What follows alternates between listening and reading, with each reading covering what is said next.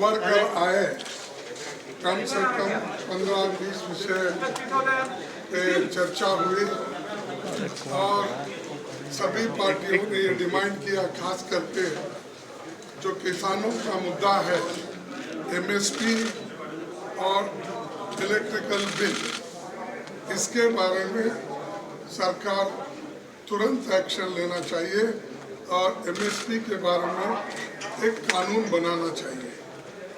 उसी साथ कोविड का भी जो आज तीसरी लहर फैलने का एक अंदाज़ा दुनिया में चल रहा है, तो उसकी भी चर्चा हो गई। और इस वक्त मैं ये भी डिमांड करता हूँ कि जो लास्ट कोविड में कम से कम सरकार के आंकड़े 5 लाख हैं, लेकिन मेरे आंकड़े हैं 52 लाख से ज़्यादा। तो जो लोग मृतक हो गए हैं, मर गए हैं, इसमें कम से कम उनको 4 लाख रुपए कॉम्पेंसेशन देना चाहिए और 700 लोग किसान जो बॉर्डर पे उनका देहांत हुआ है या वो मर चुके हैं, उनको भी कॉम्पेंसेशन मिलना चाहिए। ये हम सभी लोगों ने डिमांड किया है। और बाकी के विषय, चाहे वो चाइना का एग्रेशन हो, इन्फ्लेशन का मुद्दा बहुत बड़ा है, पेट्रोल डीजल का मुद्दा है, और ये सारी चीज़ें वहाँ पर हमने चर्चा की।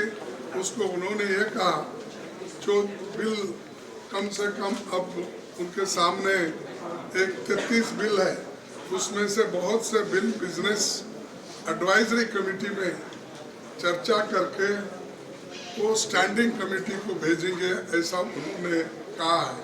तो हम देखेंगे कि कौन से कानून वो स्टैंडिंग कमेटी में भेजेंगे या कौन से विषय पर वो चर्चा बिजनेस एडवाइजरी कमेटी में मानेंगे, ये तय कल हो जाएगा। तो सारी चीज़ें हम उसके बारे में चर्चा करेंगे। हम ये अपेक्षा कर रहे थे कि प्राइम मिनिस्टर आएंगे और कुछ नई बातें वो बताएंगे, क्योंकि 3 काले कानून किसानों के जो विरोध थे उन्होंने तो वापस लिया, लेकिन उसमें उन्होंने ये भी कहा था कि कानून तो ठीक है, मैं लोगों को समझा नहीं पाया। तो इसका मतलब यही होता है कि कानून आज ना कल किसी और रूप में आ जाएगा। एक डर हमको भी है। तो हम ये पूछना चाहते थे, अगर प्राइम मिनिस्टर यहाँ आते तो वो क्या करना चाहते हैं इन विषयों पे, लेकिन किसी वजह से वो नहीं आ सके, ऐसा राजनाथ सिंह साहब ने कहा। तो इसलिए हम आगे जो भी बिजनेस एडवाइजरी कमेटी होगी उसमें कोशिश करेंगे और हम कोऑपरेट करेंगे सरकार के अच्छे चीज़ों पर, अच्छे बिल पे। अगर वो हमारे बातों को मैं नहीं मानते तो हाउस डिसरप्शन का जिम्मेदारी तो हम नहीं ले सकते।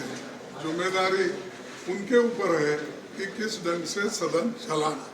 धन्यवाद। सर एक सवाल था, आपने कॉर्पोरेशन की बात की, सरकार से कॉर्पोरेट करने की उम्मीद कर, ये क्या अपोजिशन में कॉर्पोरेशन है? क्योंकि जो कल आपने बैठक बुलाई है संसदीय अपोजिशन पार्टी टीएमसी ने कहा है कि वो उसमें नहीं गए। नहीं, मेरी डेरिक साहब से बात हो गई थी मेरे, तो उन्होंने ये कहा कि कल उनका वर्किंग कमेटी मीटिंग है कलकत्ते में, तो वो कह रहे थे कि सभी लोग हमारे यहाँ रहेंगे, चंद लोग वहाँ रहेंगे, इसलिए उसमें हम आ नहीं सकते, ऐसा उन्होंने कहा था। और उसी ढंग से शरद पवार जी का भी मुझे फ़ोन आया कि कल वहाँ पर संजय राउत साहब के घर में शादी रहने की वजह से वो नहीं आ पाएंगे, ऐसे कई चीज़ें बताए गए। लेकिन हम ये कोशिश करेंगे सब मिल के अच्छे मुद्दों पर एकजुट होकर लड़ने की पूरी कोशिश करेंगे और जनता की समस्याओं को सुलझाने के लिए हम हर चीज़ अपने कानून के तहत करेंगे।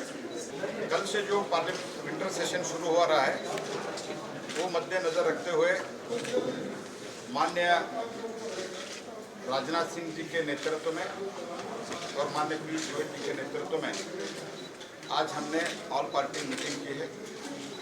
ऑल पार्टी मीटिंग में 31 पार्टीज पार्टिसिपेट किया, 42 leaders from various parties participate किया है।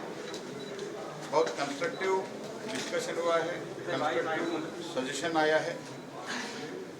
सरकार वो सजेशन सब नज़र में रखते हुए सरकार के तरफ से माननीय राजनाथ सिंह जी ने कहा कि ये जो कुछ भी सजेशन आया है पूरा हम ध्यान में रखेंगे और सरकार नियम के अधीन जो कुछ भी चर्चा माननीय स्पीकर और माननीय चेयरमैन परमिट करते हैं वो सब चर्चा के लिए सरकार तैयार है।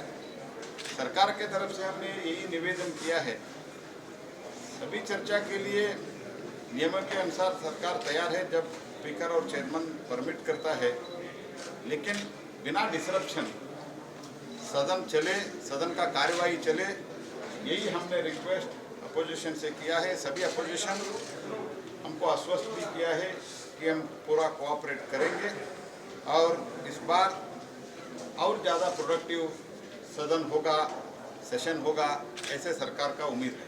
सर, विपक्ष वाले कह रहे हैं कि क्या कारण है कि प्रधानमंत्री नहीं आए इसमें? प्रधानमंत्री जी आने का परंपरा शुरू हुआ माननीय मोदी जी प्रधानमंत्री बनने के बाद। उससे पहले सिर्फ और सिर्फ पार्लियामेंट अफेयर्स मंत्रालय, पार्लियामेंट अफेयर्स मंत्री ये मीटिंग बुलाता था। माननीय मोदी जी प्रधानमंत्री बनने के बाद वो इस मीटिंग में आने का एक परंपरा शुरू किया है, इस बार नहीं आ पाए। Thank you.